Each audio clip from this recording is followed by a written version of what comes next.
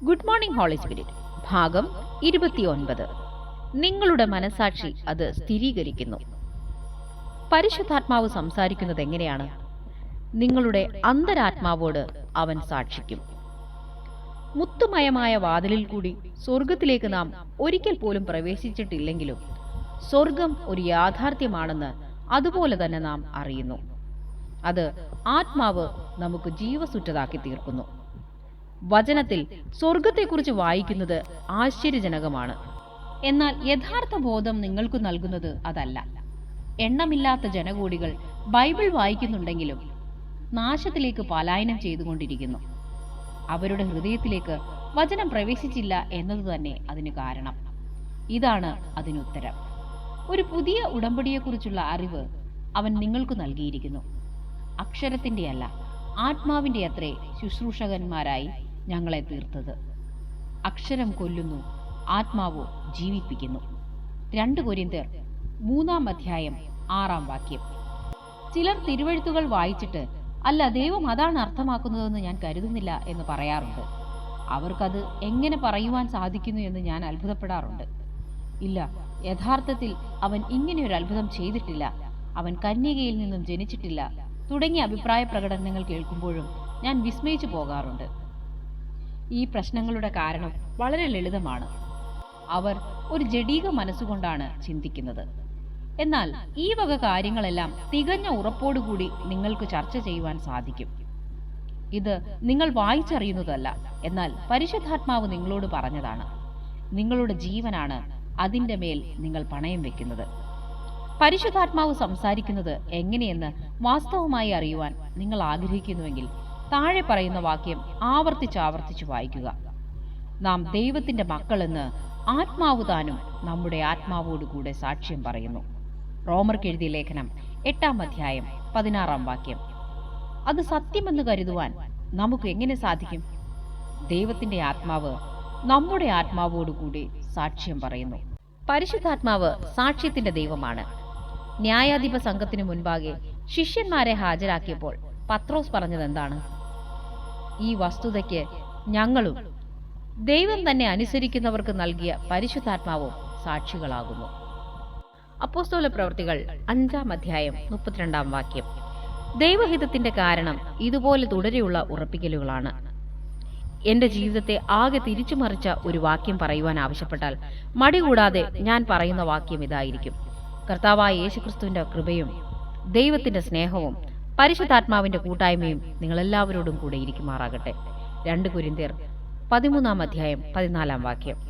ഈ വാക്യം പരിശുദ്ധാത്മാവ് വീണ്ടും വീണ്ടും എൻ്റെ മുൻപാകെ കൊണ്ടുവന്നു.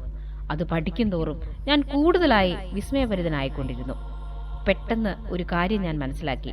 പരിശുദ്ധാത്മാവ് ഇന്ന് എനിക്കുള്ളവനാണ്. പരിശുദ്ധാത്മാവ് എനിക്ക് വെളിപ്പെടുത്തി തന്നത് ഇതാണ്: കർത്താവായ യേശുക്രിസ്തുവിന്റെ കൃപയെ നാം എപ്പോൾ മനസ്സിലാക്കി?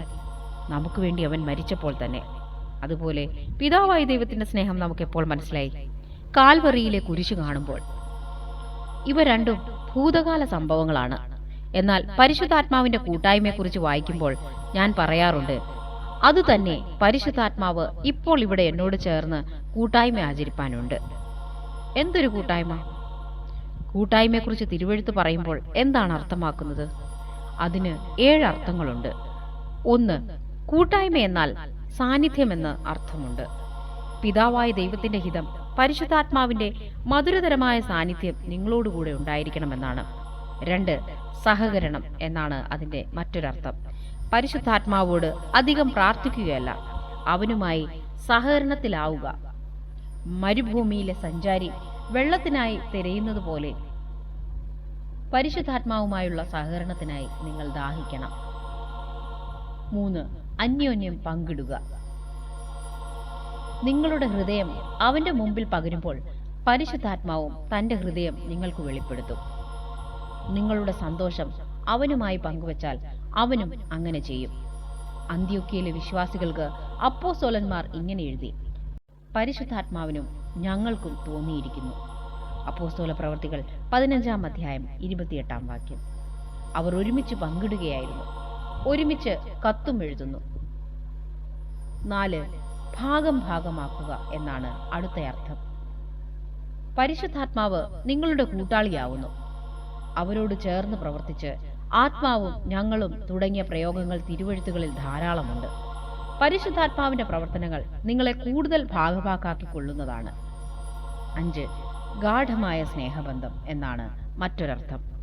ആത്മാർത്ഥത നമുക്ക് സമ്മാനിക്കുന്ന പരിശുദ്ധാത്മാവിനെ കൂടാതെ ക്രിസ്തുവിന്റെ സ്നേഹത്തിന്റെ ആഴം നമുക്ക് മനസ്സിലാവുകയില്ല. അതിന് മറ്റൊരു വഴിയില്ല. ദൈവം തന്റെ സ്നേഹം നമ്മുടെ ഉള്ളങ്ങളിലേക്ക് പകർന്നിരിക്കുന്നു. റോമർക്ക് എഴുതിയ ലേഖനം 5-ാം അധ്യായം 5-ാം വാക്യം. പരിശുദ്ധാത്മാവിനെ കൂടാതെ നിങ്ങൾക്ക് ദൈവത്തെ സ്നേഹിക്കുവാൻ സാധ്യമല്ല. 6. അടുത്ത അർത്ഥം സഖിത്വം എന്നാണ്. നിങ്ങളുടെ ഹൃദയത്തിന്റെ സകല രഹസ്യങ്ങളെയും പങ്കുവയ്ക്കുവാൻ പറ്റിയ ഏറ്റവും അടുത്ത സഖിയായി തീരുവാൻ പരിശുദ്ധാത്മാവ് ആഗ്രഹിക്കുന്നു. 7. സഖാവ് എന്നാണ് അടുത്ത അർത്ഥം. ഗ്രീക്ക് ഭാഷയിൽ ഈ വാക്കിനർത്ഥം കമാൻഡർ എന്നാണ്. അവൻ നമുക്കൊരു കപ്പിത്താനെ പോലെയോ ഭരണാധികാരിയെ പോലെയോ ഒരു മേലധികാരിയെ പോലെയൊക്കെയാണ്. സ്നേഹിക്കുന്നവനും സഖിയുമായ ഒരുവൻ എവിടെ പോകണം എവിടെ പോകരുത് എന്നിങ്ങനെ അപ്പോസ്തലന്മാരെ ഉപദേശിച്ചതുപോലെ നമ്മുടെ സകല വ്യക്തിപരമായ കാര്യങ്ങളുടെയും മേൽനോട്ടം അവനെ ഏൽപ്പിക്കണം. യേശുക്രിസ്തു മാറ്റപ്പെട്ടു കഴിഞ്ഞപ്പോൾ ഭൂമിയുടെ ഉത്തരവാദിത്വം പരിശുദ്ധാത്മാവിന്റെ കയ്യിലാണ്.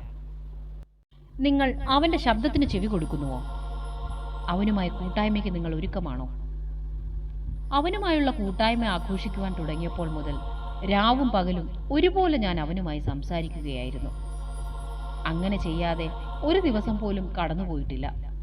പരിശുദ്ധാത്മാവേ, വലിയവനായ പരിശുദ്ധാത്മാവേ എന്ന് വിളിക്കാതെ ഒരു ദിവസവും അവസാനിച്ചിട്ടില്ല. അങ്ങനെയാണ് പ്രാർത്ഥനയും കൂട്ടായ്മയും ഞാൻ ആരംഭിക്കുന്നത്. അതാ അവൻ്റെ ശബ്ദം കേൾക്കുന്നു.